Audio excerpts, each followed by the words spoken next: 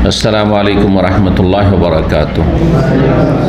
इन्नल हम्दुलिल्लाह नहमदुहु व नस्तईनुहु व नस्तगफिरुहु व नऊज़ु बिल्लाहि मिन शुरूरि अनफुसिना व मिन सय्यिआति अमालिना मन यहदिहिल्लाहु फला मुदिल्ल लहु व मन युद्लिल फला हादिय लहु व अशहदु अन ला इलाहा इल्लल्लाहु वहदहु ला शरीका लहु व अशहदु अन्ना मुहम्मदन अब्दुहु व रसूलुहु सल्लल्लाहु तआला अलैहि व अला आलिहि व सहबिहि व सल्लम तस्लीमन कसीरा।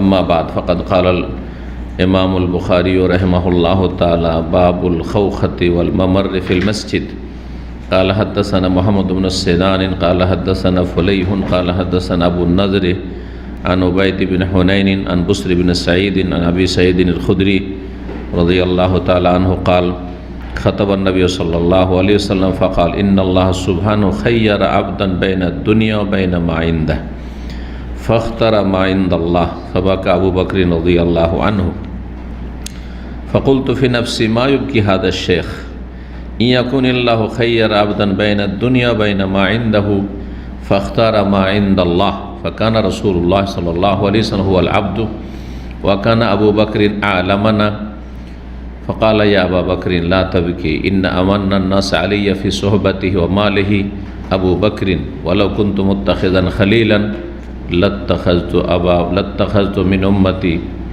वलौ कुन्तु मुत्तख़िज़न ख़लीलन मिन उम्मती लत्तख़ज़्तु अबा बकर वलाकिन उख़ुव्वतुल इस्लाम व मवद्दतुहु ला यब्क़यन्न फ़िल मस्जिद बाबुन इल्ला सुद्दा इल्ला बाबु अबी बकर रज़ियल्लाहु ताला।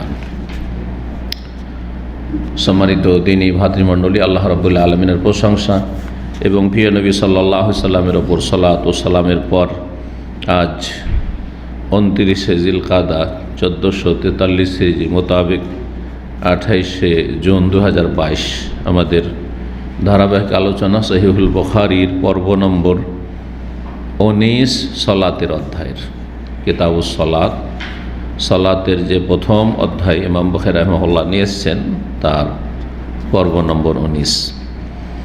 ইমাম বুখারী রাহিমাহুল্লাহর কিতাবের অধ্যায় নম্বর 80 বলছেন তিনি বাবুল খাওখাতি ওয়াল মামারর ফিল মসজিদ। এই অধ্যায় হচ্ছে মসজিদে ছোট দরজা রাখা এবং মসজিদে যাতায়াতের ব্যবস্থা রাখা বা মসজিদ হয়ে অতিক্রম করা। তাহলে দুটি বিষয় অধ্যায় এসছে। একটি হচ্ছে যে ছোট ছোট দরজা মসজিদে, মেন দরজা তো থাকবেই মুসল্লিদের প্রবেশের জন্য, এছাড়াও কি ছোটোখাটো দরজা রাখা যেতে পারে বিশিষ্ট ব্যক্তিদের প্রবেশের জন্য। যেমন আজকাল মসজিদে ইমাম মুয়াজ্জিনে ঢোকার জন্য কিবলার দিকে একটি দরজা থাকছে। এই ছোট দরজা হচ্ছে খাওখা, জানালার চাইতে একটু বড় আর দরজার চাইতে ছোট। যে দরজা আর ফাটক, বড় দরজা ছোট দরজাগুলো দরজা সব আবওয়াব। তো এটাও এক ধরনের দরজা যেটা দিয়ে মানুষ যাতায়াত করতে পারে, কিন্তু আমভাবে নয়, মানে সকলে নয়, বিশেষ ব্যক্তি বা বিশেষ বিশেষ ব্যক্তি, অল্প স্বল্প কিছু লোক, বিশেষ মানুষের জন্য ইত্যাদি। যেমন আবু বকর সিদ্দিক রাদিয়াল্লাহু তাআলা আনহুর বাড়ি থেকে সরাসরি মসজিদ নববীতে প্রবেশের জন্য যে ছোট্ট দরজাটি ছিল, তো ওই হাদিস থেকে এখানে দলিল নিয়ে এসেছেন ইমাম বুখারী রাহিমাহুল্লাহ যে ছোটোখাটো দরজা মসজিদে বিশিষ্ট ব্যক্তিদের জন্য প্রয়োজনে ছাড়া যেতে পারে বা রাখা যেতে পারে। আর মাররা ইয়ামুরু মানে অতিক্রম করা, যাতায়াত করা। তো মসজিদ হয়ে অতিক্রম করা, মসজিদের এপার থেকে ঢুকলো আর ওপার দিয়ে চলে গেল। যেমন আমাদের ইসলামিক সেন্টারের মসজিদে আমরা করি, ইসলামিক সেন্টার থেকে নিচে দিয়ে বেরোলাম, দিয়ে ওই দিক থেকে বেরিয়ে আমরা পার্কিংয়ে দিয়ে চলে গেলাম অথবা কোনো প্রয়োজনে চলে গেলাম। মসজিদে বসলামও না, মসজিদে প্রয়োজনও নেই হয়তো, এখন হয়তো যাচ্ছি অথবা ঢুকছি ওই দিক থেকে, কখনো ওই দিক থেকে আসলাম, গাড়ি পার্ক করে দিক থেকে চলে আসলাম মসজিদ দিয়ে। তো এর বৈধতা জায়েজ আছে, প্রয়োজন না, এটাও জায়েজ আছে, কোনো অসুবিধা নেই ইনশাআল্লাহ। এতে কোনো মসজিদের অবমাননা নয়। মসজিদের এপার থেকে ওপার, অধিকাংশ মসজিদগুলোতে এখানে দরজা 3 দিকে আছে, বরং 4 দিকেও আছে, তাই না? তো এপার থেকে ওপার ঢুকলো আর চলে গেল। এখন সলাতের সময় নয়, আজান হয়নি যে মসজিদে অবস্থান করতে হবে, অথবা অজুখানা ওই দিকে আছে, অজুখানা এই দিক থেকে ঘুরে অত দূর দিয়ে যাবে, মসজিদের ভিতর দিয়ে চলে গেল আর ওই দিক থেকে অজুখানায় চলে গেল, জায়েজ আছে, কোনো অসুবিধা নেই ইনশাআল্লাহ। তো এইসব মশলাগুলির দলিল সামনে আসছে দুটো হাদিসের সম্পর্ক হচ্ছে আবু বকর সিদ্দিক রাদিয়াল্লাহু তাআলা আনহুর সাথে, তার ফজিলতের সাথে। দেখুন 466 নম্বর হাদিস, সাহাবী আবু সাঈদ খুদরি রাদিয়াল্লাহু তাআলা আনহু বর্ণনা করছেন। তিনি বলেন, খাতাবান নবী সাল্লাল্লাহু আলাইহি ওয়াসাল্লাম, নবী সাল্লাল্লাহু আলাইহি ওয়াসাল্লাম খুতবা দিলেন, মানে বক্তব্য করলেন। খুতবা দেওয়া মানে হচ্ছে বক্তব্য করা, খেতাব করা। খুতবা মানে শুধু জুমার খুতবা আর ঈদের খুতবা, আর তা হইতে হবে আরবি ভাষায় মন্ত্রের মতো, হ্যাঁ, বাঙালি জাতির জন্য, উর্দু ভাষীর জন্য, অনারবের জন্য, এটি অযৌক্তিক। আমাদের একজন বড় শেখ সৌদি আরব ছিলেন, যে এমন শরীয়ত আল্লাহ নাজিলই করতে পারেন না, যেই শরীয়তে কোনো যুক্তি নেই যে আরবি ভাষায় খুতবা হইতে হবে, বাঙালি জাতির জন্য আরবি ভাষায় খুতবা হবে, কী যুক্তি আছে, কোন ফায়দাটা আছে? কোনো ফায়দা নেই। যার ফলে এই ফতোয়া, যে হানাফি মজহাব অন্যান্য আরও কিছু মজহাবের ফতোয়া রয়েছে যে আরবিতেই খুতবা হইতে হবে, এটি একেবারে স্পষ্ট ভুল ফতোয়া এবং মানুষকে বড় ধরনের উপকারিতা থেকে, দ্বীন শিক্ষা থেকে বঞ্চিত রাখা, অজ্ঞতার কারণে অথবা মজহাবি গোঁড়ামির কারণে, অন্ধ তকলিদের কারণে। জি, আল্লাহ হেদায়েত দান করুন এসব আলেম সমাজকে, যার মানুষকে এইভাবে হক থেকে এবং সত্য থেকে আর দ্বীন শিক্ষা থেকে সকল স্তরের মানুষরা জমা মসজিদ আসে। বেনামাজি গোটা বছরের বেনামাজি, গোটা সপ্তাহের বেনামাজি মসজিদে আসে না? জুমাতে আসে। মন্ত্রী, মিনিস্টার, যত বড় বড় পয়সাওয়ালা বেদিন, তাও মনে করে একটা জুমাটা তো পড়ি, জুমাতে আসে। ঈদটা তো পড়ি, ঈদ পড়া জুমা পড়া, অধিকাংশ মুসলিমে তো ঈদ পড়া জুমা পড়া মুসলমান। কোথায় পাবেন যে অধিকাংশ মুসলিম 5 ওয়াক্ত নামাজ পড়া মুসলমান? সুতরাং এই সব মুসলিমদেরকে, যারা মানে নামে মুসলিম, তাদেরকে ইসলামের দাওয়াত দেওয়ার বড় একটি স্টেজ হচ্ছে এই জুমার মেম্বার আর ঈদের মেম্বার। যেখানে যেই দেশে যেই ভাষা বুঝে মানুষ সিংহভাগ, সেই দেশের ভাষায় খুতবা হইতে হবে। যদি খতিব সেই দেশের ভাষা বুঝে আর খতিব হবে সেই ভাষাভাষী হবে, ইল্লা মাশাআল্লাহ মাঝে মধ্যে কখনো 2-4 বছর 10 বছরে কি একজন আরব থেকে বড় শেখ চলে গেল, মসজিদ হারামে ইমাম চলে গেল, তখন ভিন্ন বিষয় প্রাইজ। সেই ক্ষেত্রে উত্তম হচ্ছে যে তার খুতবাটি অনুবাদ করে দাও, না হলে কি ফায়দা হলো? তাবাররুক হাসিল করলেন, মসজিদ হারাম থেকে ইমাম গেল আর আরবিতে খুতবা হইল, আর জাতি খুতবা শুনলো যে ইমামে হারাম খুতবা দিলেন বা বড় শেখ এসে খুতবা দিলেন, হ্যাঁ, সৌদি আরব থেকে, কিন্তু তার বাংলা অনুবাদ হলো না। অনারবদের জন্য ইংরেজদের দেশে ইংলিশে অনুবাদ হলো না, উর্দু ভাষীদের মধ্যে ইন্ডিয়া পাকিস্তানে উর্দুতে অনুবাদ হলো না, কি ফায়দা হইল? কোনো ফায়দা নেই। সুতরাং এক্ষেত্রে উচিত হবে জুমা শেষ হয়ে তার তরজমা হয়ে যাওয়া। তো নবী সাল্লাল্লাহু আলাইহি সাল্লাম একবার খুতবা দিলেন, বক্তব্য করলেন। এই যে নবী সাল্লাল্লাহু আলাইহি সাল্লাম অসুস্থ অবস্থা, যখন প্রথমখানে অসুস্থ হয়ে গেলেন, যে অসুস্থতায় ইন্তেকাল করেন সাল্লাল্লাহু আলাইহি ওয়াসাল্লাম, জি, মারদুল মৌত, জি, তাতে খুতবা দিয়েছিলেন। আর তারপরে তিনি বলেন, অসুস্থ ছিলেন, বলেন ইন্নাল্লাহ সুবহানাহু খায়্যারা আবদান বাইনাদ দুনিয়া বাইনা মা ইনদাহু, নিশ্চয় আল্লাহ সুবহানাহু ওয়া তাআলা ইখতিয়ার দিলেন। ইখতিয়ার দেওয়া মানে অপশন দেওয়া। ইংলিশে শব্দ আছে একটা শব্দে, আর আরবিতে শব্দ আছে খাইয়ারা ইউখাইয়ারু। এই জন্য কম্পিউটার ভাষায় একটা অপশন আছে না, তো অপশনে ওখানে খেয়ার, যদি আপনার অ্যারাবিক মিডিয়াম কম্পিউটার থাকে তো ওখানে খেয়ার লেখা আছে। খেয়ার মানে হচ্ছে অপশন, এটাও করতে পারে ওটাও করতে পারে। কমপক্ষে অপশনে যেন দুটো লাগে, কিন্তু 10টাও হইতে পারে। আপনার সামনে 10টা আছে, 10টার একটা নেন, এটি অপশন। কথা বলছেন? আপনার সামনে 3টি রাস্তা আছে, হ্যাঁ, হয় কম বেতনে কন্ট্যাক্ট করেন, হ্যাঁ, আর না হলে দেশে চলে যান, আর না হলে রিলিজ দেন। হলো কি হলো না, এগুলোকে অপশন বলা হয়। জি, তো এটার একটা শব্দে, অনেক ভাষায় আছে যে একটা শব্দে সেটা ব্যক্ত করা যায়, আবার অন্য ভাষায় যখন নিয়ে যাবেন এক শব্দে তখন ব্যক্ত করতে পারবেন না। তা আমি এর আগে অনেকবার আপনাদের জিজ্ঞাসা করেছি যে অপশনের বাংলা কি? মোরাক্কাব পাবেন, মুফরাদ পাবেন না। মানে অপশন একটা শব্দ, এক শব্দ দিয়ে অনুবাদ, এটা পাবেন না। তবে একাধিক বিষয়ের মাঝে কি দেওয়া, চয়ন করার, বাছাই করার, নির্বাচন করার স্বাধীনতা দেওয়া। এতটি কথা বলতে হইল, তাই না? আর যদি কেউ পান এক শব্দে তাহলে আমাকে জানাবেন, তাহলে আমারও ইলমে ইজাফা হবে। কথা বোঝা গেছে? জি। তো কি বলছেন নবী সাল্লাল্লাহু আলাইহি ওয়াসাল্লাম? আল্লাহ সুবহানাহু ওয়া তাআলা ইখতিয়ার দিলেন, মানে চয়েস করার, পছন্দ করার, কি দিলেন? স্বাধীনতা দিলেন, যে তুমি এটাও করতে পারো, ওইটাও করতে পারো। কি, কাকে দিলেন?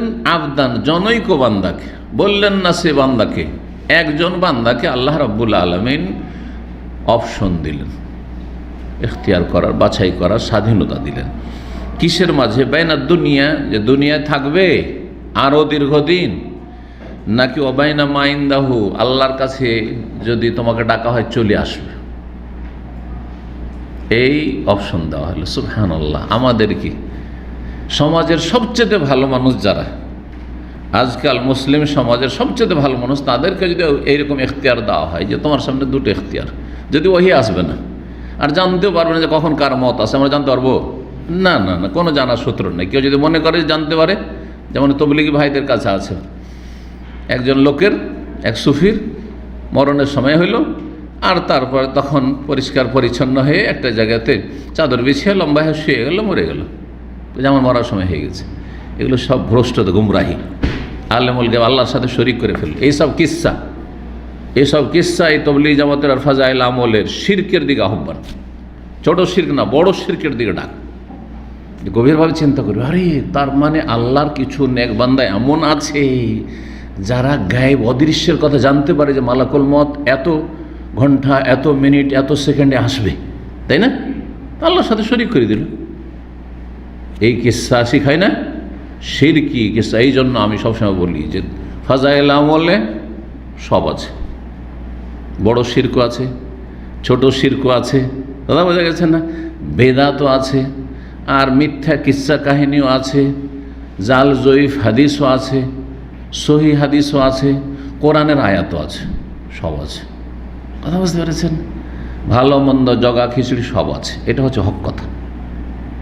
যদি বলি যে না, তাতে শুধু শিরক আছে, তো বাড়াবাড়ি, তাই না? কোরআন হাদিসও আছে, কিন্তু কোরআন হাদিস আছে, কোনটা কোরআন হাদিসের কথা আর কোনটা কোরআন হাদিস সম্মত না, কোরআন হাদিসের সাথে সাংঘর্ষিক, সাধারণ মানুষ কি বুঝবে? কিছুই বুঝবেন না, কিছুই বুঝবেন না। বরং অধিকাংশ আলেম বুঝবে না যে এই কিস্সাতে শিরকের দিকে আহ্বান করা হয়েছে। কথা বোঝা গেছে না?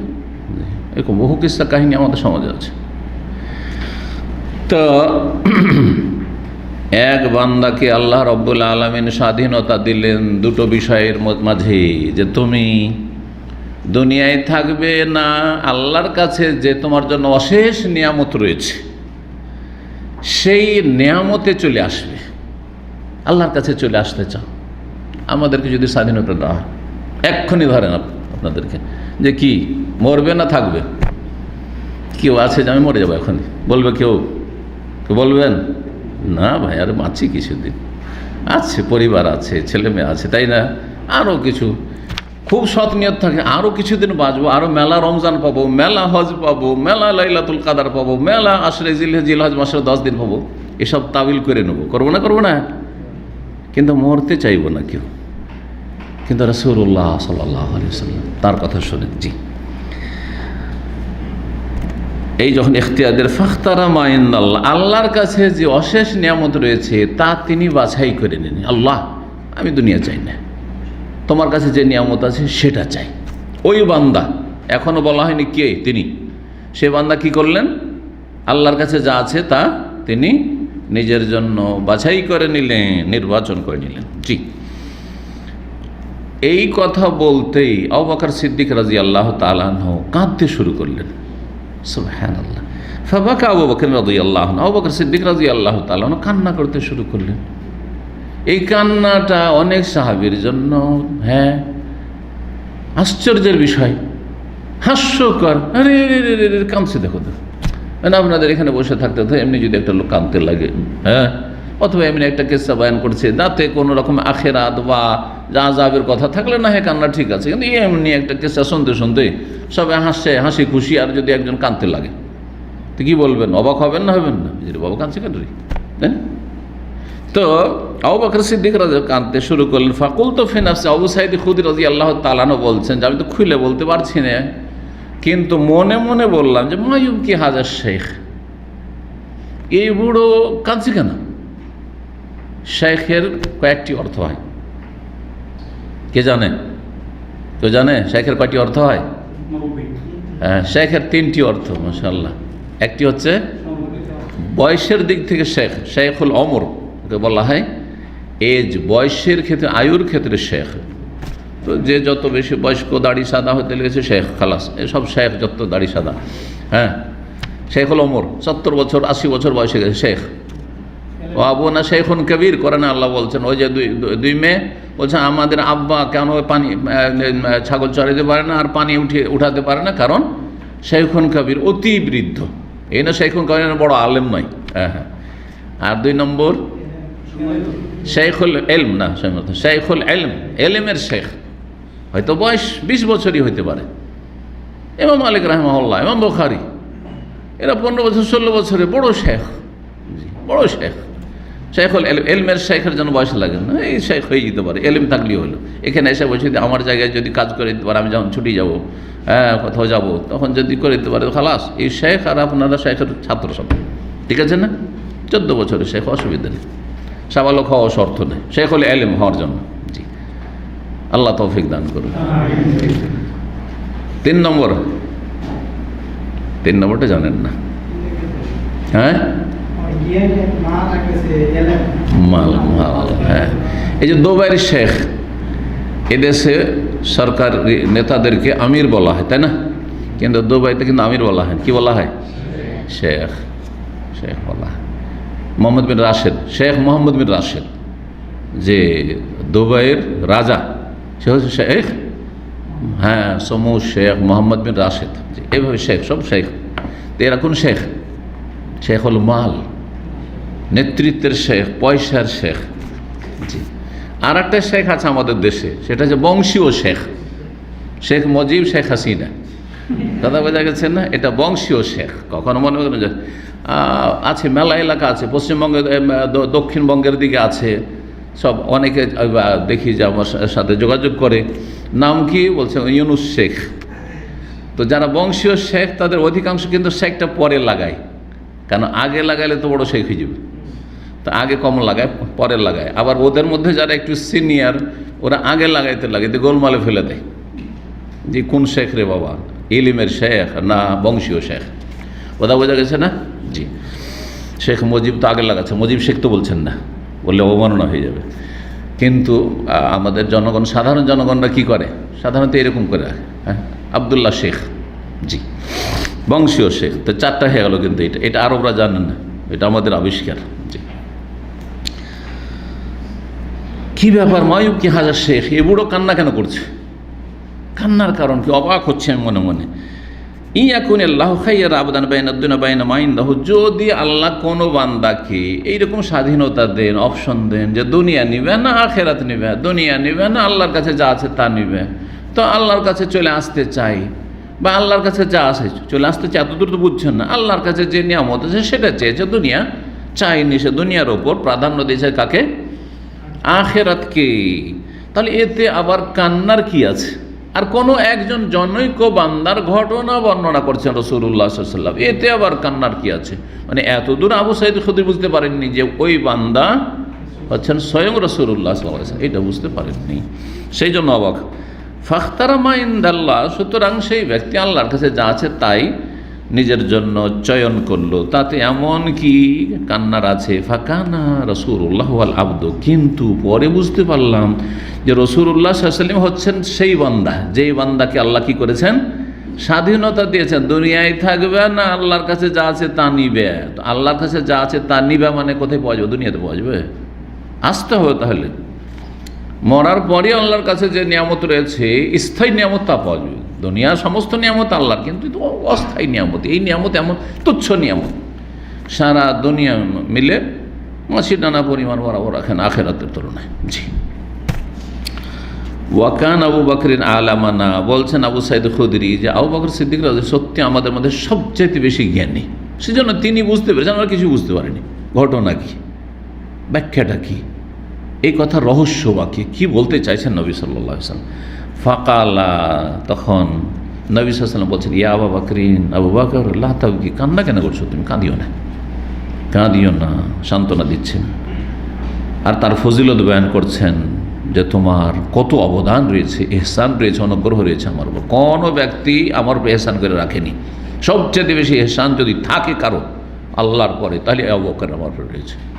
জি, বলছেন ইন্না আমান্নাস আলাইয়া ফি সোহবাতি ওয়া মালি আবু বকরিন, নিশ্চয় মানব জাতির মাঝে সবচেয়ে বেশি অনুগ্রহকারী আমার ওপর, ফি সোহবাতিহি মানে সংসর্গের ক্ষেত্রে বা সঙ্গী হওয়ার ক্ষেত্রে, জি, বা সাহচর্যের ক্ষেত্রে, যাই বলেন, অমালিহি আর ধন সম্পদের ক্ষেত্রে, মানে আমার সঙ্গ দিয়ে, সাথ দিয়ে আর ধন সম্পদের দ্বারা সবচেয়ে বেশি যিনি ইহসান করেছেন তিনি হচ্ছেন আবু বকরিন রাদিয়াল্লাহু তাআলা আনহু। ওয়ালাউ কুনতু মুত্তাখিযান খালিলান, আর আমি যদি কাউকে অন্তরঙ্গ বন্ধু হিসাবে গ্রহণ করতাম, মিন উম্মতে, আমার উম্মতে, খালিল মানে অন্তরঙ্গ বন্ধু। জি, যেই বন্ধুত্বের উচ্চ স্তর একমাত্র আল্লাহর সাথে বান্দার হওয়া উচিত। রাসূলুল্লাহ সাল্লাল্লাহু আলাইহি ওয়াসাল্লামের তো ছিলই না কেউ, কিন্তু আমাদেরও উচিত হয়, একজন মুসলিমের উচিত হবে যে এমন যেন না হয় যে খলিল অন্তরঙ্গ বন্ধু আমাদের আল্লাহ বাদ দিয়ে অমুক অমুক আমার অন্তরঙ্গ বন্ধু, অন্তরঙ্গ বন্ধু। জি, যদিও একজন স্বামী তার স্ত্রীর কত ভালোবাসে, একজন স্ত্রী তাকে তার স্বামীকে কত ভালোবাসে, যাদের মাঝে সুসম্পর্ক রয়েছে, কিন্তু তারপর সেটা খুল্লাত বা খলিল হওয়ার স্তর নয়। খলিল খেলাল থেকে, খালিল শব্দটি এসছে খেলাল থেকে। খেলাল করা মানে কি? আঙ্গুলের খেলাল, মানে একেবারে ভিতরে ঢুকে একাকার হয়ে যাও। এমন ভালোবাসা, এমন ভালোবাসার উচ্চ স্তর যেটা মানুষের হাড়ে হাড়ে, সেরা উপসরায় উপসের, তারপরে আপনার গোস্ত মাংসপেশিতে সব কিছুতেই, রক্তে একাকার হয়ে গেছে, মিশে গেছে। এইরকমের ভালোবাসা, যে ভালোবাসা একমাত্র আল্লাহর জন্য, প্রথম আল্লাহর জন্য, তারপরে রাসূলুল্লাহ সাল্লাল্লাহু আলাইহি ওয়াসাল্লামের জন্য। জি, এই জন্য অনেক সাহাবীরা নবী সাল্লাল্লাহু আলাইহি ওয়াসাল্লামকে খলিল বলতেন সাহাবীর পক্ষ থেকে, কিন্তু নবী সাল্লাল্লাহু আলাইহি ওয়াসাল্লাম কোনো মানুষের মধ্য থেকে সাহাবীদের কাউকেও খলিল অন্তরঙ্গ বন্ধু হিসাবে গ্রহণ করেননি, কারণ তিনি একমাত্র মহান আল্লাহ রাব্বুল আলামিনকেই খলিল হিসাবে গ্রহণ করেছেন। জি, অন্তরঙ্গ বন্ধু একাধিক থাকবে এটাও হয় না, অন্তরঙ্গ বন্ধু একাধিক থাকবে এটাও হয় না। জি, তো যদি হয় একাধিক লোকের সাথে আমার খুব ঘনিষ্ঠতা আছে, হ্যাঁ ঘনিষ্ঠ বন্ধু, কিন্তু এই খলিল শব্দ সেখানে না। হাবিব, রফিক, সাদিক, আখি, এগুলো বলেন। জি, তো তাই বলছেন যে যদি আমার উম্মতের মধ্য থেকে কাউকে আমি অন্তরঙ্গ বন্ধু হিসাবে গ্রহণ করতাম, লাত্তাখাযতু আবু বকরিন, তাহলে আবু বকরকে আমি খলিল অন্তরঙ্গ বন্ধু হিসাবে গ্রহণ করতাম। অন্য রিওয়ায়াতে রয়েছে ওয়ালাকিন খালিল ইয়া রব্বি, তবে আমার অন্তরঙ্গ বন্ধু হচ্ছে আমার রব মহান আল্লাহ তাআলা। তবে আবু বকর সিদ্দিক রাদিয়াল্লাহু তাআলা আনহুর সাথে যে সম্পর্ক সেটা হচ্ছে ওয়ালাকিন উখুওয়াতুল ইসলাম, ইসলামিক ভ্রাতৃত্ব, ওয়া মাওয়াদ্দাতুহু, আর ইসলামের খাতিরে উচ্চ স্তরের ভালোবাসা, সর্বোচ্চ উচ্চ স্তরের ভালোবাসা। কারণ ইসলামের খাতিরে, ইমানের খাতিরে ভালোবাসা হইতে হবে। যার যত বেশি ইমান, যার যত বেশি ইসলাম, যার যত ইমান, ইসলাম আমলের কোয়ালিটি ভালো, আখলাক, চরিত্র ইত্যাদি যে ইসলামের চারিদিক আছে, আকীদা, ইবাদত, বন্দেগী, আখলাক, লেনদেন, যার যত বেশি ভালো তার সাথে তত বেশি ভালোবাসা।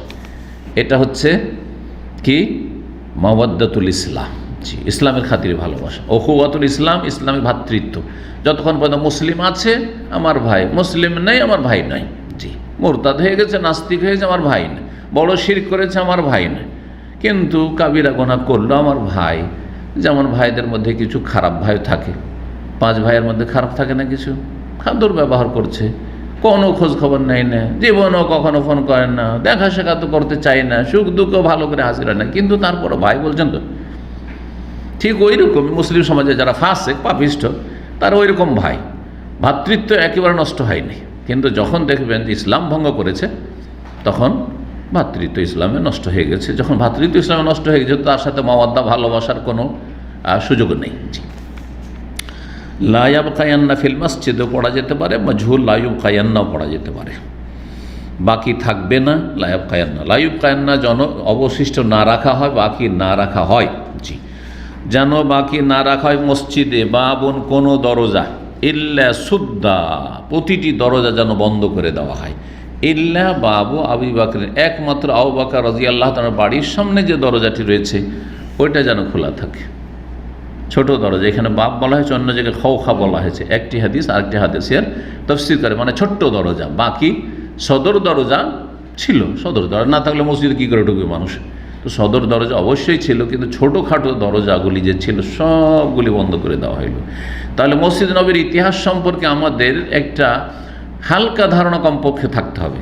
যখন নবী সাল্লাল্লাহু আলাইহি ওয়াসাল্লাম প্রথম সাহাবায়ে কেরামদেরকে নিয়ে মসজিদ নবী তৈরি করলেন, তখন মসজিদ নবীর চারিদিক থেকে দরজা ছিল। হ্যাঁ, চারিদিক থেকে কী ছিল? যে কোনো দিক থেকে ঢুকতে পারে, কিবলার দিক থেকেও ঢুকতে পারে, যাদের বাড়ি কিবলার দিকে আছে, দক্ষিণ দিকে, উত্তর দিক থেকে হ্যাঁ ঢুকতে পারে। তারপরে পূর্ব দিকে নবী সাল্লাল্লাহু পূর্ব দিক থেকে বেরিয়ে আসতেন, কারণ উম্মাহাতুল মুমিনিন মা আয়েশা আর অন্যান্য যারা উম্মাহাতুল মুমিনিন ছিলেন তাদের কক্ষগুলি, বাড়িগুলি এর দিকে ছিল, পূর্ব দিকে ছিল, এই বাকির দিকে। এখন যেখানে নবী সাল্লাল্লাহু আলাইহি ওয়াসাল্লামের কবর, ওইটা হচ্ছে মা আয়েশা রাদিয়াল্লাহু তাআলা হুজুর। আর তার পেছনে ওই দিকটাই মহিলা সেকশন যে চলে যাচ্ছে, বাম হাতে যখন আপনি দাঁড়াবেন রিয়াজুল জান্নাতে, বাম হাতে সবগুলি ওই দিকটা লাইন ধরেছিল। তাহলে পূর্ব দিক, ওই দিকে দরজা ছিল, কিন্তু নবী সাল্লাল্লাহু আলাইহি ওয়াসাল্লাম ওই দিক থেকে বেরিয়ে আসতেন, ওইদিকে অন্যরা কেউ আসতো না। নবী সাল্লাল্লাহু আলাইহি ওয়াসাল্লাম বিবিগণ মসজিদে আসতেন, নিজের বাড়িতে দরজা ছিল, নিজ বাড়ি থেকে বেরোলেন। যেমন গ্রাম অঞ্চলের বাড়িগুলি হয়, এদিক দিয়ে বের হয়ে যায়, ওই দিক দিয়ে বেরো যায়, বাড়ির বাহির দিক দিয়ে রাস্তার দিক থেকে ঢোকা যায়, আর বাড়ির পিছন দিকে ওই দিকে দরজা থাকে না গ্রাম অঞ্চলে? যখন ওই খড়ের যুগ ধরেন, দেয়াল বাড়ির যুগ, টিনের বাড়ি ওদের আছে না এরকম না? তারপরে খোলা থাকে, অনেকের বাড়ি খোলা আছে, দরজাও নেই। জি, এমনি আছে দরজা, মানে ঢোকার আছে, কিন্তু বন্ধ করার কোনো ব্যবস্থাও নেই, অনেকের বাড়িতে এরকম আছে, যদিও এটা খুব ভালো জিনিস নয়। তো যাই হোক, এইরকমটা ছিল, সব দিক থেকে আসতে পারতো, যার বাড়ি যেদিকে ওই দিক থেকে আজান হইলো বা তার আগে মসজিদে ঢুকে পড়লো, সুবিধা, এদিক ওদিক ঘুরতে হবে না। ছোট ছোট দরজা ছিল আর বড় দরজা কিছু ছিল। নবী সাল্লাল্লাহু আলাইহি ওয়াসাল্লাম ছোট ছোট যতগুলি দরজা আছে সবার বাড়ি থেকে আসছে, যে দিক থেকে পারছে আসছে, সবগুলি বন্ধ করে দাও, সবগুলি কি করো? বন্ধ করে দাও। একমাত্র ছোট্ট একটি দরজা, এটা আবু বকর সিদ্দিক রাদিয়াল্লাহু আনহু বাড়ির দিক থেকে আসছে, ওইটা রাখো। সেটা ছিল কোন দিকে? পশ্চিম দিকে। পশ্চিম দিকে কি? বাবুস সালাম, তারপরে বাবুর রাহমা, জানা আছে না নাই? এক নম্বর যেটা গেট সেটা বাবুস সালাম, হ্যাঁ, যেটা পরে এক্সটেনশন হয়েছে মনে করেন, নবী সাল্লাল্লাহু আলাইহি ওয়াসাল্লাম যেমন ওই দিক ছিল না। আর তারপরে বাবুর রাহমা, আর তারপরে দরজা। তো এই বাবুর রাহমার এই দিকে একটা জায়গায় এখনও লেখা আছে, জি, লেখা আছে যে হাযিহি খাওখাতু আবু বকর রাদিয়াল্লাহু, এটি হচ্ছে আবু বকর সিদ্দিক রাদিয়াল্লাহু তাআলা আনহুর ছোট্ট দরজা। জি, নবী সাল্লাল্লাহু মসজিদে নবীর সেই জামানায়। জি, এটা ছিল কোন দিকে? পশ্চিম দিকে ছিল।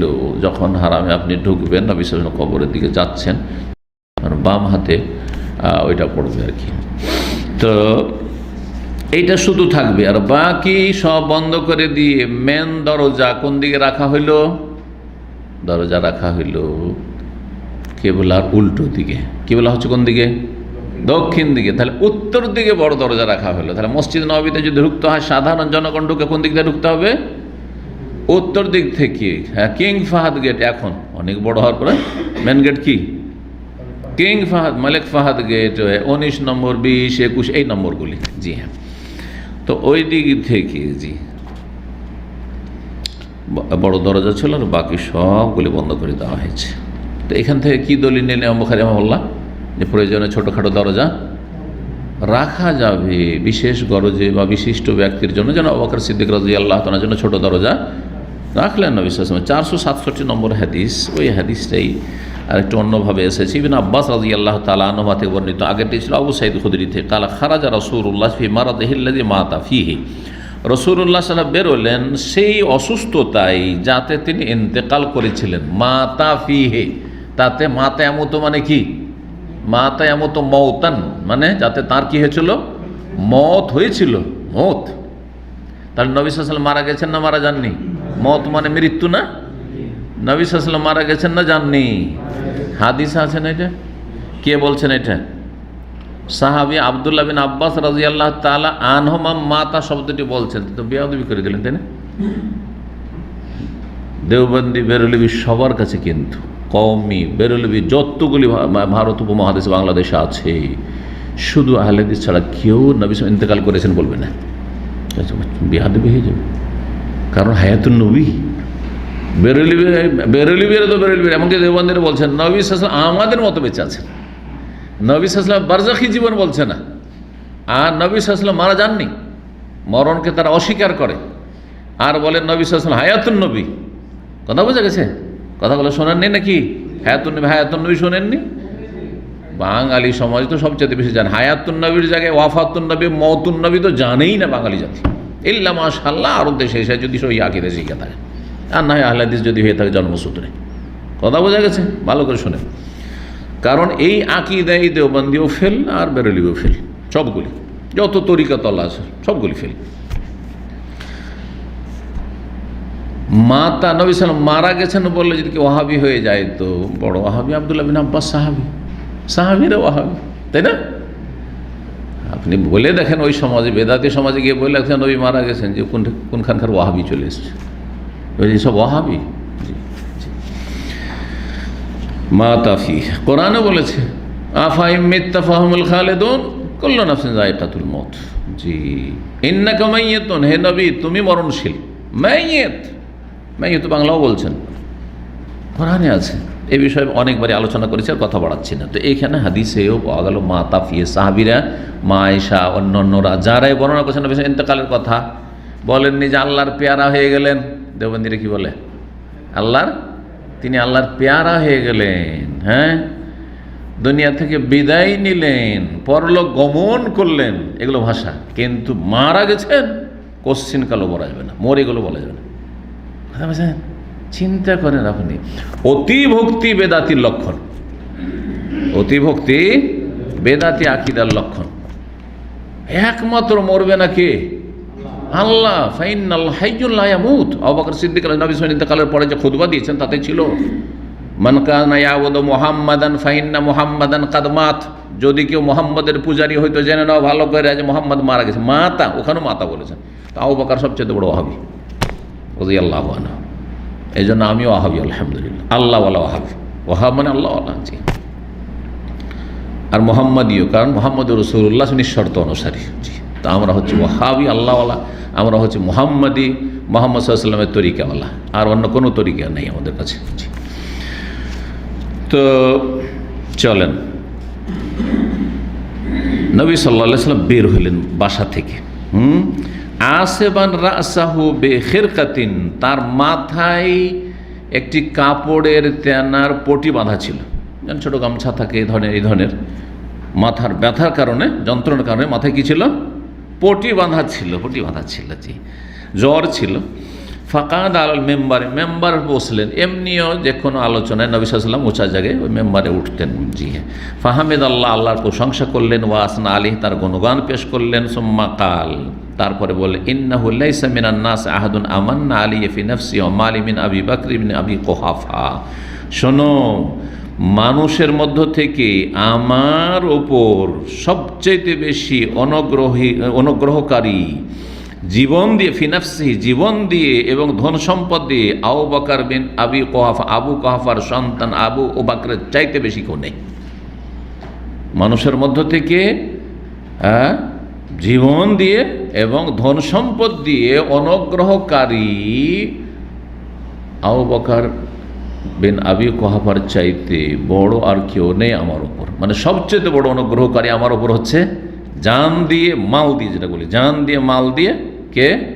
আবু বকর সিদ্দিক রাদিয়াল্লাহু তাআলা আনহু। তার বাবার নামও বা কুনিয়াত ছিল আবু কুহাফা।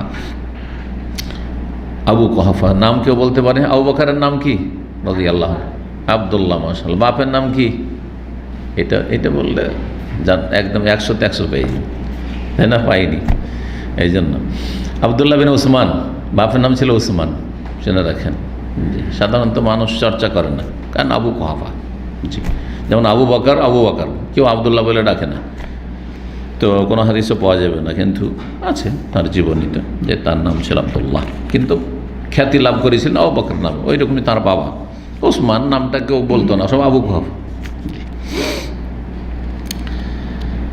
তো কি বলছেন তারপরে, যে ওয়ালাউ কুনতু মুত্তাখিযান মিনান নাসি খালিলান, আমি মানুষের মধ্য থেকে কাউকে যদি অন্তরঙ্গ বন্ধু হিসেবে গ্রহণ করতাম, লাত্তাখাযতু আবু বকরিন খালিলান, তা আবু বকর রাদিয়াল্লাহু তাআলা আনহুকে আমি খালিল অন্তরঙ্গ বন্ধু হিসেবে গ্রহণ করতাম। ওয়ালাকিন খুল্লাতুল ইসলাম আফজাল, তবে ইসলামের অন্তরঙ্গ হওয়া বা ইসলামের ভালোবাসা হচ্ছে সবচেয়ে উত্তম। মানুষের জন্য আমার পক্ষ থেকে ইসলামের খাতিরে যে ভালোবাসা সেটি হচ্ছে উত্তম। বাকি অন্তরঙ্গ বন্ধু আমার আল্লাহ রাব্বুল আলামিন। সুদ্দু আন্নি কুল্লা খাওখাতিন ফি হাযাল মসজিদে গায়রা খাওখাত আবি বকরিন, আমার থেকে এই মসজিদের প্রতিটি ছোট ছোট দরজা বন্ধ করে দাও, গায়রা খাওখাত আবি বকরিন, আবু বকর সিদ্দিক রাদিয়াল্লাহু তাআলা আনহুর বাড়ির সামনে ছোট দরজাটি ছাড়া সবার দরজা বন্ধ করে দাও। সবাই আসছে চারিদিক থেকে, এরকম না।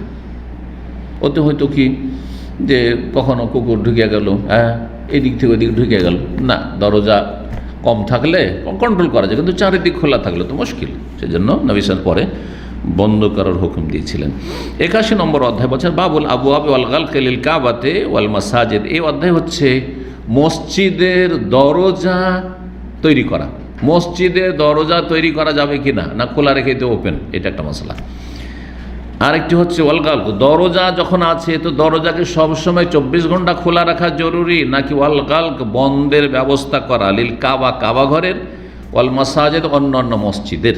তাহলে মাসলা হচ্ছে আল্লাহর ঘর কাবা, যেখানে সবাই সমান, কিন্তু ঠিক না, যেখানে সবাই সমান, কিন্তু তারপরও কাবা ঘরের দরজা বন্ধ রাখা, এক তো কাবা ঘরের দরজা আর তারপরে বন্ধ রাখা, এটার হুকুম কি? আর অন্য অন্য মসজিদের দরজা তৈরি করা, দরজা রাখা, যে আমি খাস জায়গাতে একটা দরজা রাখবো এইদিকে, বা যেদিকে মনে করলো মসজিদের মালিকরা যেখানে মনে করলো সুবিধা দরজা রাখলো, আর দরজা বন্ধ করারও ব্যবস্থা রাখলো, যে সেটা যেইভাবে হোক না কেন। সেই যুগে জিঞ্জির দিয়ে, শিকল দিয়ে বন্ধ করা হয়তো, অথবা তারপরে কি হলো, উন্নত হলো ছিটকানি,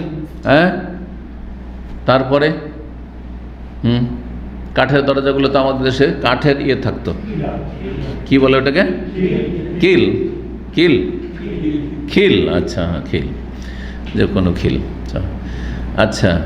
আর তারপরে আমাদের অঞ্চলটাকে হুড়কা বলে, হুড়িয়ে ঢুকাই তো, ওই জন্য হুড়কা বলে। ও মাশাআল্লাহ, দেখেন না, কোন ডিস্ট্রিক্টে বাড়ি আপনার? এই কুষ্টিয়ার শুদ্ধ ভাষা তো দেখেন। তো হুড়কাটা বুঝেন, তাহলে আপনারা বলেন আর কি, আমরা হুড়কাটাই জানি। তো অনেক দিন থেকে সব বলি না, কারণ ওই সব তো উঠে গেছে। আর ছিটকানির যুগ গেল, তারপরে তখন ওই সব গেল, সব লক, এইদিকে লক, ওইদিকে লক, তালা। আচ্ছা, এক সময় তালা ঝুলতো, তালা ঝোলাও বাদ গেছে, এখন তালা চাবি এইদিকে চাবি দিয়ে খুলছে, আবার ওইটাকে ওইদিকে লাগিয়ে দিলে ওইটাই কাজ দিচ্ছে। আল্লাহু আকবার, কত উন্নতি হয়েছে। মনে হচ্ছে যেগুলো কোন কালকার কথা, কিন্তু আমাদের জীবনে এগুলো সব হয়েছে। তো আমরা পুরনো যুগ পেয়েছি, নতুন যুগ পেয়েছি। এটা মাঝে মাঝে বলি যে আমি এমন এক ব্যক্তি, আলহামদুলিল্লাহ, কাদিম জাদিদ দুটোর সমন্বয়, কাদিম জাদিদ দুটোর সমন্বয়। খড়ের বাড়িতেও ঘুমিয়েছি, টালির বাড়িতেও ঘুমিয়েছি, মাটির বাড়িতেও ঘুমিয়েছি, আবার টিনের বাড়িতেও ঘুমিয়েছি, সে নিজের হোক আর অন্যের হোক, আবার পাকা বাড়িতেও ঘুমিয়েছি, রাজ প্যালেসের মতো 5 স্টার তাতেও ঘুমিয়েছি। সবগুলি সমান, একসময় যেতে হবে মাটির তলে, কিচ্ছু না আসলে। বোঝা গেছে? জি, আলহামদুলিল্লাহ। ঈমান যদি থাকে, আমল ভালো থাকে তো কামিয়াব। আল্লাহু আকবার, আল্লাহ তৌফিক দান করুন। তো মসজিদ বন্ধ করার অধিকার আছে। কেউ যদি এসে বলে, ইমাম বুখারী এই জন্যই অধ্যায় কায়েম করেছে, কেউ যদি বলে যে মসজিদ আল্লাহর ঘর, বন্ধ করার কার অধিকার আছে? 24 ঘন্টা খোলা থাকবে, যার যখন ইচ্ছা আসবে মসজিদে ইবাদতবন্দি করবে, তাই না? সেই জন্য তিনি বলছেন না, মসজিদে দরজা তৈরি করা আর দরজা বন্ধের ব্যবস্থা করা জায়েজ। জি। কালা আবু আবদুল্লাহ, ইমাম আবু আবদুল্লাহ কুনিয়াতকার ইমাম বুখারী রাহিমাহুল্লাহ। ইমাম বুখারী বলছেন ওয়া কালা লি আবদুল্লাহ, কাল আবু আবদুল্লাহ বলছেন, তার মানে এই কথাগুলি যে লিখেছেন তার ছাত্র ইমাম ফিরাবরি অথবা অন্যরা অনেকে লিখেছেন, তিনি বলছেন যে আমার ওস্তাদ আবু আবদুল্লাহ বলছেন, ও কাল আলী আবদুল্লাহ, আমাকে বলেছেন আবদুল্লাহ বিন মুহাম্মদ আল মুসনদি, তার ওস্তাদ আল জৌফি। কালা হাদ্দাসান সুফিয়ান বিন ওয়াইনান বিন জুরাইজ, জি আব্দুল মালিক বিন জুরাইজ, ইবনে জুরাইজ, জুরাইজের ছেলে, বড় ইমাম তাবেঈ ছিলেন আব্দুল মালিক বিন জুরাইজ। কাল আলী ইবনে আবি মালাইকা, আমাকে ইবনে আবি মালাইকা বলেছেন, ইবনে আবি মালাইকা বলেছেন, ইয়া আব্দুল মালিক, হে আব্দুল মালিক। ইবনে আবি মালাইকা তাবেঈ বলছেন, হে আব্দুল মালিক। আব্দুল মালিক কাকে বলে? ওই যে আব্দুল মালিক বিন জুরাইজ, হ্যাঁ, তার ছাত্রকে বলছেন, লাউরা আইতা মাসাজাদা ইবনে আব্বাসিন আবু আবাহা, তুমি যদি দেখতে আব্দুল্লাহ বিন আব্বাস রাদিয়াল্লাহু তাআলা আনহুমার তৈরিকৃত মসজিদগুলি এবং তার দরজাগুলি কতই না চমৎকার ছিল। এই কথাটি উজ্জ্ব আছে, কতই না চমৎকার ছিল আর কতই না মজবুত ছিল, কতই না মজবুত ছিল। কিন্তু সেটা দেখার আর তোমার সুযোগ নেই, কারণ আব্দুল্লাহ বিন আব্বাস রাদিয়াল্লাহু তাআলা আনহুমা তার জামানায় জীবদ্দশায় যেসব মসজিদ তৈরি করেছিলেন বা করিয়েছিলেন, সেগুলি সব পুরনো হয়ে গেছে, বিরান অনাবাদ হয়ে গেছে সেগুলি, কিন্তু তার দরজাগুলি কি ছিল? খুব মজবুত ছিল এবং মসজিদ, হ্যাঁ, দেখতেও খুব সুন্দর ছিল, যে নির্মাণও খুব সুন্দর ছিল আর দরজাও খুব সুন্দর ছিল, এই কথাই বলছেন এখানে। তা আব্দুল্লাহ বিন আব্বাস রাদিয়াল্লাহু তাআলা আনহুর তাহলে অনেক মসজিদ ছিল, ভাষ্যকারগণ এতটুকু বলেছেন যে সেই মসজিদগুলি ছিল কিন্তু বিরান হয়ে গেছে, বিরান হয়ে গেছে মসজিদ। তার মধ্যে একটি মসজিদ এখন তায়েফে, তায়েফের ভাই আছেন, মসজিদ আব্দুল্লাহ বিন আব্বাস রাদিয়াল্লাহু তাআলা আনহু বলে প্রসিদ্ধ রয়েছে। আমি একবার গিয়েছি ওই মসজিদে, ওখানে তার কবর আছে।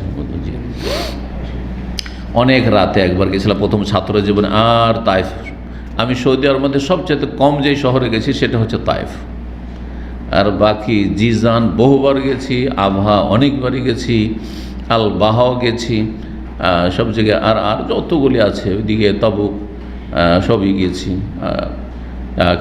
কিন্তু এই আপনার এই তায়েফটা মাঝখানে রাস্তায় এর উপর দিয়ে অনেকবারই গেছি, কিন্তু তায়েফে ঘুরে ঘুরে শহরে এমনি হালকা ঘোরা হয়েছে হয়তো, এই আর কি। তো যাই হোক, সেখানে একটা মসজিদ আছে আব্দুল্লাহ বিন আব্বাস রাদিয়াল্লাহু তাআলা আনহুর নামে। তো দেখেন, এই হাদিসে আর একটা মসলা বোঝা যায় যে মাসাজিদ ইবনে আব্বাস রাদিয়াল্লাহু তাআলা আনহুর মসজিদ, বোঝা গেল যে কোনো ব্যক্তির সাথে মসজিদকে সম্পৃক্ত করে নামকরণ করা জায়েজ। সুতরাং আপনি মসজিদ তৈরি করে দিলেন গ্রামে, আর যদি আপনার নাম রেখে দেন তো জায়েজ, কিন্তু আপনার নিয়ত উপর নির্ভর করে। যদি আপনার নিয়ত হয় যে যাতে আমাকে লোকে জানে শোনে যে আমি মসজিদ বানিয়েছি, তাহলে কিন্তু নেকি গেল। যত মানে এইরকম নিয়তটা হবে তত নেকি বাতিল হবে। একসময় তো কিছুই পেলেন না এমনটা, কিন্তু যেই ব্যক্তি বানিয়েছেন তিনি নয়, অন্যরা যদি নামকরণ করে ভালো কথা, ভালো কথা। যেমন এই মসজিদ, আমাদের ইসলামিক সেন্টার মসজিদ যারা বানিয়ে দিয়েছে নাম কিন্তু দেয়নি ওরা, এই জন্য কোনো বোর্ডও নাই, কিন্তু আমরা এই মসজিদ জানি, মসজিদ বা হোসেন বলে জানি, কারণ ওনারা তৈরি করে দিয়েছেন, ওই মালিক তৈরি করে দিয়েছেন রাহিমাহুল্লাহ। যারা বেঁচে আছেন আল্লাহ তাদের জাযায়ে খায়র দান করেন। জি, 468 নম্বর হাদিস, কালা হাদাস আবু নোমান কতাইবা ইবনে সাঈদ, তারপরে বলছেন সাহাবী আব্দুল্লাহ বিন ওমর রাদিয়াল্লাহু তাআলা আনহু হতে বর্ণিত, আন্নান নবী সাল্লাল্লাহু আলাইহি ওয়াসাল্লাম কাদিয়া মক্কা, তো নবী সাল্লাল্লাহু আলাইহি ওয়াসাল্লাম মদিনায় না মক্কায় আগমন করলেন। ফাদা উসমান ইবনে তালহা, তারপর উসমান বিন তালহাকে ডাকলেন। উনি ছিলেন কাবার দারওয়ান বুঝেন তো, গেটম্যান, যার কাছে চাবি ছিল। উসমান বিন তালহা আল হাজাবি, প্রাচীন যুগ থেকে এই বংশের কাছেই চাবি ছিল। তো নবী সাল্লাল্লাহু আলাইহি ওয়াসাল্লাম যখন মক্কা বিজয় হলো, তখন আর ওই বংশ থেকে চাবিটা কেড়ে নিলেন না, যে বংশ পরম্পরা যখন তোমাদের বংশে চলে আসছে চাবি, অথচ অপ্রসিদ্ধ সাহাবী তিনি, অপ্রসিদ্ধ, অনেক প্রসিদ্ধ সাহাবী, বড় বড়, হ্যাঁ, প্রবীণ সাহাবী রয়েছেন, কিন্তু তার কাছ থেকে নিয়ে না, অমুককে দিতে হবে না, ওই বংশের কাছে আছে, থাক ওই বংশের কাছে থাক। ডাকলেন যে খুলতে হবে, কাবা খুলতে হবে। এখন পর্যন্ত কিন্তু ওই বংশ আছে, এখন পর্যন্ত এই উসমান বিন তালহা আল হাজাবি এই বংশের কাছেই কাবা ঘরের চাবি আছে, বংশ পরম্পরা চলে আসছে। ফাফাতাহাল বাবা, তারপরে উনি এসে দরজা খুললেন। ফাদাখালান নবী সাল্লাল্লাহু আলাইহি ওয়াসাল্লাম, নবী সাল্লাল্লাহু আলাইহি ওয়াসাল্লাম প্রবেশ করলেন কাবা ঘরের ভিতরে। ও বেলাল ও ওসামা ইবনে যায়েদ ও ওসমান ইবনে তালহা, বেলাল ঢুকলেন, বেলাল, হ্যাঁ, যে মুয়াজ্জিন রাসূলুল্লাহ মদিনার, ওসামা বিন যায়েদ রাসূলুল্লাহ খুব প্রিয়, হ্যাঁ, যে যায়েদ বিন হারিসার ছেলে, আর উসমান বিন তালহা যিনি হচ্ছেন দারওয়ান, তিনিও প্রবেশ করলেন। সুম্মা উগলিকাল বাব, তারপরে দরজা কি করা হইল? বন্ধ করে দেওয়া হলো। সেই যুগে জিনজির শিকল দিয়ে বন্ধ করার ব্যবস্থা, শিকল ভিতর থেকে বন্ধ করার ব্যবস্থা ছিল, বন্ধ করে দেওয়া হলো। তাহলে বোঝা গেল যে মসজিদ প্রয়োজনে বন্ধ করা যেতে পারে, মসজিদ প্রয়োজনে না এই সময় সবার ঢোকা চলবে না, এটা তার সলাতের সময় নাই যে সবার জন্য ঢুকতে দেবে। সলাৎ পড়া হয়েছে, বেরিয়ে যান আপনারা, এখন আমরা বন্ধ করে দেবো, অধিকার আছে, নিরাপত্তার বিষয় রয়েছে, বিভিন্ন বিষয় থাকতে পারে। অনেক অসৎ লোকেরা আছে, এখানে এসে শুয়ে থাকবে, মদ করে এসে শুয়ে থাকবে, পাপি শুয়ে থাকবে এসে। সুতরাং এই মাসলা আপন জায়গায় স্বীকৃত এবং এতে কোনো ইখতিলাফ নাই যে মসজিদ সালাত শেষ হয়ে গেলে বন্ধ করতে পারবে মসজিদ কর্তৃপক্ষ। জি,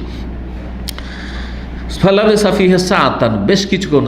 আজকালকার মানে 60 মিনিটের 1 ঘন্টা, কিন্তু তখনকার মানে কিছু মুহূর্ত, কিছু সময় ভিতরে অবস্থান করলেন রাসূলুল্লাহ সুম্মা খারাজু, তারপরে সবাই বেরিয়ে গেলেন। কালা ইবনে উমর, আব্দুল্লাহ ইবনে উমর কিন্তু একটু পিছিয়ে গেছিলেন, যাননি, ভিতরে ঢোকার চান্স পাননি। ফাবাদারতু, তাড়াতাড়ি গেলাম আমি। ফাসালতু বেলাল, কিন্তু দরজা যেহেতু বন্ধ হয়ে গেছে আর তো ভিতরে যাওয়া হলো না, তো বাইরেই ছিলাম। বেলাল রাদিয়াল্লাহু তাআলা যখন বেরিয়ে আসলেন তখন তাকে জিজ্ঞাসা করলাম, ফাকাল সাল্লাফি, কি জিজ্ঞাসা করেছিলেন?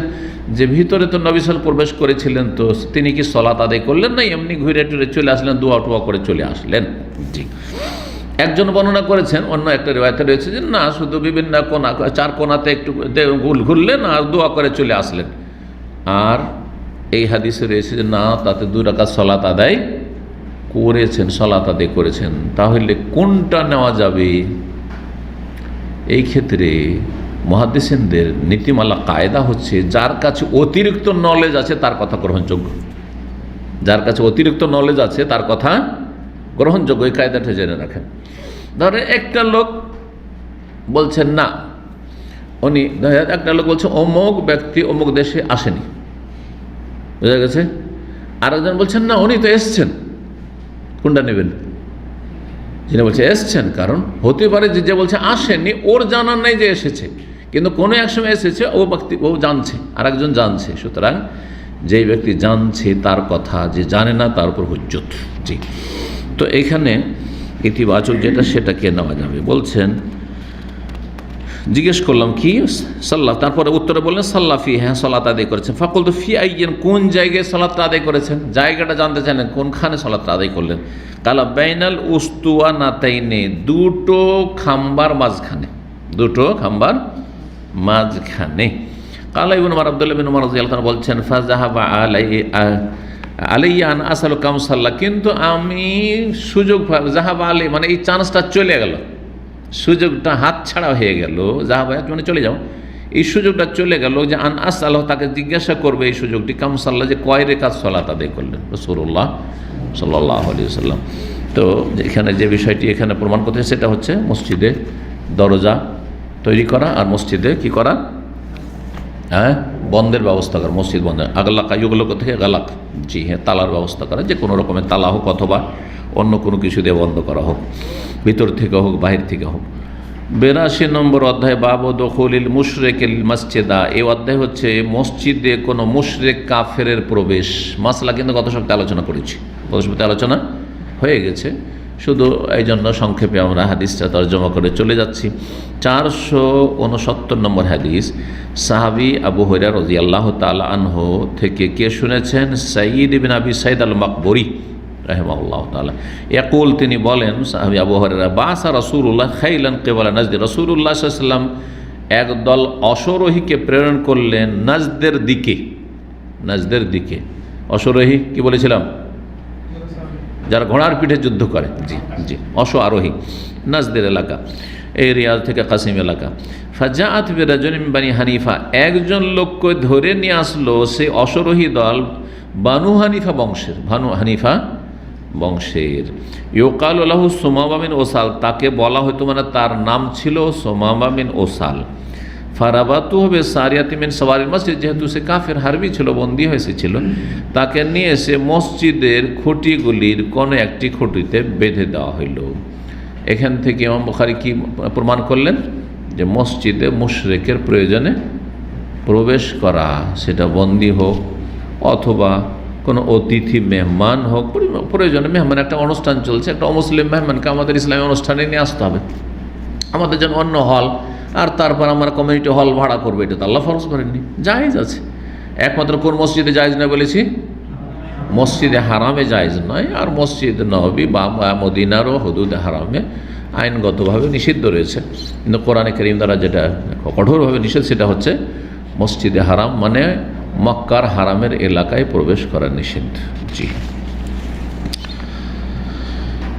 83 নম্বর অধ্যায় বাবু রফি সৌতি ফিল মসজিদ। এই অধ্যায় হচ্ছে মসজিদে উচ্চস্বরে কথা বলা। মসজিদে জোরে জোরে কথা বলা জায়েজ নয়, অপছন্দনীয়। আর খুব বেশি হলে তখন না জায়েজ।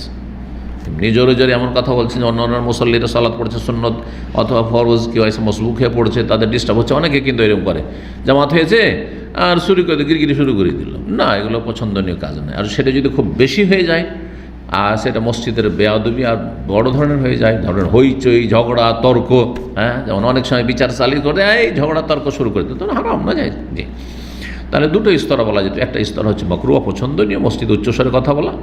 আর একটি হচ্ছে কি করা, না জায়েজ, না জায়েজ। আর জায়েজ দিনই আলোচনা। এখন বক্তা আমার মতো আসতে বলা বক্তা নাই, কথা বোঝা গেছে? একেবারে মাইক ফাটানো বক্তা, আর বক্তাকে বক্তব্য করতে দিয়েছেন মসজিদে, তাহলে তো ফাটাই তো বলছে যে জোরে জোরে কিন্তু বক্তব্য করা জায়েজ নয়। শেখ বলবেন নাকি? না, দিনের কথা আলোচনা করছেন, দিনের কথা আলোচনা করছেন। নবী সাল্লাল্লাহু আলাইহি ওয়াসাল্লাম যখন জুমার খুতবা দিতেন বা যে কোনো খুতবা দিতেন, কি করতেন? ইশতাদ্দা গাযাবহু, যেন রাগান্বিত হয়ে গেছেন। আর কি, আলা সৌতুহু, আওয়াজ উঁচু হইত। তাহলে বোঝা গেল দিনের কথা বলতে গিয়ে যদি আওয়াজ উঁচু হয় তাহলে কোনো অসুবিধা নয়, বরং প্রশংসিত। কারণ ওর কি হবে, ওর প্রভাব বেশি পড়বে। সবসময় উঁচা স্বরে বললে কান ফাটিয়ে দেবে, কিন্তু কখনো কোনো কথা আস্তে আর কখনো জোরে। এটা হচ্ছে আলোচনার বক্তব্যের ভঙ্গিমা। সবসময় একই রকম যদি চলতে থাকে এটা ভালো নয়। কখনো আপ এবং ডাউন করবে, এটা ভালো জিনিস বক্তব্যের ক্ষেত্রে। তো 470 নম্বর হাদিসে দেখেন কি বলছেন সাহাবী সায়েব বিন ইয়াজিদ রাদিয়াল্লাহু তাআলা قال كنت قائما في المسجد, আমি মসজিদে দাঁড়িয়েছিলাম, মসজিদে দাঁড়িয়েছিলেন। ফাহাসাবানি রাজুলুন, আমাকে এক লোক কঙ্কর দিয়ে আঘাত করল, ছোট পাথর দিয়ে মেরেছে। তো পিছন দিক থেকে হয়তো ফানাজার, তো দেখলাম যে কি আমাকে পিছন দিক থেকে কঙ্কর দিয়ে মারলো এরকম। ফায়দা ওমর বিন খাত্তাব, দেখছি যে ওমর বিন খাত্তাব আমিরুল মুমিনিন ওমর রাদিয়াল্লাহু তাআলা আনহু। ফাকালা, তারপরে বলছে ইযহাব ফাআতিনি বিহাযানি, যাও আর এই দুটো লোককে ধরে নিয়ে এসো। তাহলে এইটা ঘটনাটা ছিল ওমর রাদিয়াল্লাহু তাআলা আনহুর আমলের ঘটনা, নবী সাল্লাল্লাহু আলাইহি ওয়াসাল্লাম আমলের ঘটনা না, আবু বকর সিদ্দিকের আমলের ঘটনা রাদিয়াল্লাহু আনহু আজমাইন। ওমর রাদিয়াল্লাহু তখন কি খলিফাতুল মুসলিমিন, সুতরাং তার বল প্রয়োগ করে শাসন করার অধিকার আছে খলিফার। যে তো একে সায়েব বিন ইয়াজিদ, যুবক মানুষ, বলে যাও এই যে দুটো লোককে ধরে নিয়ে এসো, ধরে নিয়ে এসো। তাহলে বোঝা গেল যে হাকিম, সরকারের প্রতিনিধি অর্ডার করতে পারে যে দাও ওকে নিয়ে এসো। জি, কথা বোঝা গেছে? জি। ফাতিনি বিহাযানি, ওই দুজনকে নিয়ে আসো। ফাজিতুহু বিহিমা, দুইজনকে নিয়ে আসলাম। ডাকছে ওমর বিন খাত্তাব, আমিরুল মুমিনিন ডাকছে তোমাদেরকে। ফাকাল মান আনতুমা, জিজ্ঞেস করলেন তোমরা কে? আও মিন আইনা আনতুমা, তোমরা কোথা থেকে এসছো? কালা, দুইজনে বলে মিন আহলি তাইফ, আমরা তাইফবাসী। এই যে তাইফবাসী, তাইফের লোক আমরা। কালা, ভাগ্য ভালো যে তোমরা বিদেশি লোক, যদি মদিনার হইতে তো খবর ছিল। বলছে লাউ কুনতুম মিন আহলিল বালাদে, তোমরা যদি এই শহরবাসী হইতে। আহলুল বালাদ মানে আহলুল মদিনা। জি, বালাদ, বালাদ মানো শহর আর মদিনা মানো শহর। যদি তোমরা মদিনার বাসিন্দা হতে তাহলে তো তোমাদের কোনো ওজর ছিল না, তোমাদের কোনো ওজর ছিল না। কারণ মদিনায় দিনের চর্চা সবচেয়ে বেশি হচ্ছে, দিন শেখানো হচ্ছে, ইসলাম শেখানো হচ্ছে। আর মসজিদে নবীর আদব এহতেরাম জানবে না মদিনা বসবাস করে, এটা তো চলবে না। তো বলছে তোমরা যদি এই মদিনা শহরের বাসিন্দা হতে, লাউ জাতুকুমা, অন্য রিওয়ায়াত লাউ আউ জাতুকুমা দারবান, তোমাদেরকে শক্ত মার দিতাম, ভালো করেই তোমাদেরকে গরম করতাম। লা আউজা, আউজা ইউজেও মানে তোমাদেরকে ব্যথা দিতাম। ওয়াজউন, ওয়াজা কাকে বলা হয়? ব্যথা। ওয়াজা বলা হয় পেনকে, আলম মানেও পেন হয়, আর ওয়াজা মানে পেন হয়। তো লা আউজা, তোমাদেরকে মার দিতাম। এক কথায় ভাব অর্থ হচ্ছে তোমাদের কি করতাম? মার দিতাম। কেন? তারফান আসওয়াতাকুমা মিন ফি মসজিদে রাসূলুল্লাহ সাল্লাল্লাহু আলাইহি ওয়াসাল্লাম, তো রাসূলুল্লাহ সাল্লাল্লাহু আলাইহি ওয়াসাল্লাম মসজিদে তোমরা উচ্চ স্বরে কথা বলছো, হ্যাঁ, হইচই করছো, জোরে জোরে দুইজনে কথা বলছিল। তখন আমিরুল মুমিনিন বলে দুটো লোককে নিয়ে এসো তো, এরকম হইচই করে কথা বলছে কেন মসজিদের ভিতরে? 471 নম্বর হাদিস, আর এতে ইনশাআল্লাহ তাআলা আজকে শেষ হবে। বলছেন ইমাম ইবনে শিহাব জোহরি রাহিমাহুল্লাহ তাবি হাদ্দাসানি আব্দুল্লাহ বিন কাব বিন মালিক, আব্দুল্লাহ বিন কাব বিন মালিক বর্ণনা করেছেন আন্না কাব বিন মালিক, তার বাবা এই আব্দুল্লাহ বিন কাব বিন মালিকের বাবা হচ্ছেন কাব বিন মালিক রাদিয়াল্লাহু প্রখ্যাত সাহাবী, যে তাবুকের যুদ্ধে 3 জন সাহাবী সম্মানিত সম্ভ্রান্ত সাহাবী যাবো করে আর যেতে পারেনি, আর সাথীরা ছুটে গেল, কোন দিকে যাবো, এত দূর রাস্তা, তো মরুভূমিতে তো খুঁজেই পাবো না, তো হারিয়ে যাবো, আর যেতে পারলেন বেচারা। বাকি মোনাফিকরা জানে, মোনাফিকদের কোনো শাস্তি দেওয়া হয়নি, কারণ আখিরাতে তারা শাস্তি, কিন্তু এই 3 জনের জন্য কি করা হয়েছিল, একটা কাব বিন মালিকের জন্য 50 দিন বয়কট করা হয়েছিল, আর তারপরে তওবা কবুল হয়েছিল। ওয়া আলা সালাসাতিল্লাযিনা খুলিফু, এই 3 জনের কথা আল্লাহ কোরআনে কারীমে বর্ণনা করেছেন। তো এই কাব বিন মালিক প্রসিদ্ধ আখবরাহু বলছেন আন্নাহু তাকাজা ইবনে আবি হাদরাদ, ছেলেকে তিনি এই ঘটনা শুনিয়েছেন যে তিনি আবু হাদরাদের ছেলের কাছে টাকা পয়সা পেতেন, পাওনার তাগাদা করলেন। এর আগে হাদিস কিন্তু গেছে গত জুমার দিন, ঠিক না? কিসের পাওনা? দাদাইনান কানা আলিহে, যা তার উপর ছিল, তার কাছে পেতেন কাব বিন মালিক। ফি আহাদে রাসূলুল্লাহ সাল্লামের আমলের ঘটনা, মসজিদে নববীতে ওর সাথে দেখা হয়েছে, এই তোমার কাছে টাকা পাবো, টাকাটা দিতে পারো না তুমি, আর কতদিন এরকম করে তুমি লেট করবে, টাকাটা দাও, অধিকার আছে। তাই তিনি চেয়েছেন, তাগাদা করলেন। ফারতাফাত আসওয়াতহুমা, তখন তিনি হয়তো গরম মানুষ ছিলেন, নাই তো কি করবো, আমি দিতে পারছি না আমি এখন, কথা বোঝা গেছে? অনেকে টাকা ধার নেবে, কিন্তু তারই গলা জোর বেশি, আবার গায়ের জোর বেশি, গলারও জোর বেশি, এরকম আছে আমাদের দিনী ভাইদের মধ্যে। যদি থাকে তাহলে যারা দুনিয়াবি ভাই তাদের কি অবস্থা, কথা বোঝা গেছে? তো দিনী ভাইদেরই যদি অবস্থা এরকম নাজেহাল হয়, তাহলে দুনিয়াবি ভাই যারা দুনিয়ামুখী, দুনিয়া কামড়ে ধরে আছে, আব্দুদ্দিন আর আব্দুদ্দির হাম, পয়সার বাচ্চা, তাদের যে কি অবস্থা, আল্লাহ হেফাজত করুন। তো ফারতাফাত আসওয়াতহুম, 2 জনের আওয়াজ উচ্চ হয়ে গেল। হাত্তা সামিআ রাসূলুল্লাহ সাল্লাল্লাহু আলাইহি ওয়া ফি বাইতিহি, রাসূল নিজের বাড়িতে আছেন, আর এরকম তাদের হইচই আওয়াজ শুনতে পাচ্ছেন। ফাখারাজা ইলাইহিম রাসূলুল্লাহ তাদের দিকে বেরোলেন, ব্যাপারটা কি দেখি তো, মানে ঝগড়া লেগে গেছে মসজিদের ভিতরে, এরকম হইচই শুরু হয়ে গেছে। হাত্তা কাশাফা সিজফা হুজরাতিহি, তার কক্ষের পর যে পর্দা ঝোলানো ছিল সেটিকে খুললেন, সরালেন। ওয়া নাদা, তারপর ডাক দিলেন, দেখছেন কাব বিন মালিক, আর বিশিষ্ট সাহাবী, ইয়া কাব বিন মালিক, এই কাব বিন মালিক, কি ব্যাপার? তার লব্বাইক ইয়া রাসূলুল্লাহ, হে আল্লাহ রাসূল, আমি হাজির, লব্বাইক ইয়া রাসূলুল্লাহ। কখন বলবেন এটা? রাসূলুল্লাহ সাল্লাল্লাহু আলাইহি ওয়াসাল্লাম জীবদ্দশায় বলা হয়েছে, কিন্তু ইন্তেকালের পরে এইভাবে বলা যাবে না। জি। তো তারপরে ঘটনা জানলেন যে ইয়া রাসূলুল্লাহ, ওর কাছে টাকা পাবো, টাকা দেয় না, ওর টাকা চেয়েছি তো আরও উল্টো, হ্যাঁ সেই উঁচা আওয়াজে কথা বলছে। ফাশারা বিয়াদিহি, তাকে বলে আনতা ইশাতরা মিন দাইনিকা, তোমার যে ঋণ পাওনা রয়েছে তার কাছে, তার অর্ধেকটা তুমি মাফ করে দাও, অর্ধেকটা তুমি মাফ করে দাও। দেখলেন যে এই লোক গরিব মানুষ বা অভাবী মানুষ, দিতে পারবে না, আর পুরো ছাড়তেও পারবে না, সুতরাং ঠিক আছে, অর্ধেকটা তুমি মাফ করে, তুমি সচ্ছল মানুষ। কালা কাদ ফাউতু ইয়া রাসূলুল্লাহ, যখন আপনি বললেন আমি করলাম, ঠিক আছে, অর্ধেক মাফ, বাকিটা দিতে বললেন না, কারণ নবী সাল্লাল্লাহু নিজে থেকে বললেন। কালা রাসূলুল্লাহ, রাসূল বললেন, কম, এই ইবনে আবি হাদরাত, যাও দাঁড়াও, ফাকযাহি, আর বাকিটা তুমি পরিশোধ করো। এখানে আজকের আলোচনা শেষ করছি। আল্লাহ রাব্বুল আলামিনের কাছে দোয়া করি, আল্লাহ আমাদের গুনাহ খাতা মাফ করেন, ইলম এবং নেক আমলের তৌফিক দান করেন, উপকারী জ্ঞান দান করেন, ভালো আমলের তৌফিক দান করেন, আকীদা, ইবাদত, বন্দেগী, আখলাক, আমল, চরিত্র সব দিক থেকে আল্লাহ আমাদেরকে খাঁটি মুসলিম হওয়ার তৌফিক দান করেন, সমস্ত রকমের গুনাহ থেকে আল্লাহ আমাদেরকে বেঁচে থাকার তৌফিক দান করেন।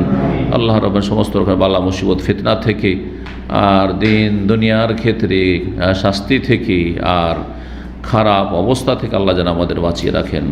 আল্লাহ ইমানের অবস্থায় যেন রাখেন, ইমানের অবস্থায় যেন নেন। আল্লাহ রাব্বুল আলামিন আমাদের সকলকে জান্নাতুল ফিরদৌস যেন দান করেন। ওয়া সাল্লাল্লাহু ওয়া সাল্লাম আলা নবিয়িনা মুহাম্মদ ওয়া আলা আলিহি ওয়া সাহবিহি আজমাইন।